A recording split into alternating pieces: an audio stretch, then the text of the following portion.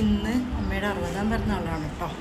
അപ്പോൾ നമ്മളൊക്കെ തിരക്കാണ്, ചെല്ലാൻ പറ്റില്ല എന്നാണ് പറഞ്ഞിരിക്കണേ. നീ എന്തിനു ചിരിക്കണേ? നമുക്കപ്പോൾ ചെറുതായിട്ട് ആരും ഇല്ലാത്തതുകൊണ്ട് ആളമ്പലത്തിലൊക്കെ പോയിരിക്കുകയാണ്. കുറച്ച് വിഷമമൊക്കെ ഉണ്ട്, ഷഷ്ടി പൂർത്തിയൊക്കെയല്ലേ. നമുക്ക് ചെറുതായിട്ട് സർപ്രൈസ് കൊടുക്കാൻ പറ്റി.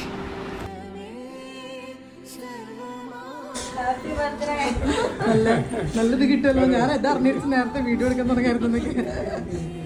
നമുക്കറിയാം എന്താ ഇവര് എന്നോടൊന്നും പറഞ്ഞില്ല.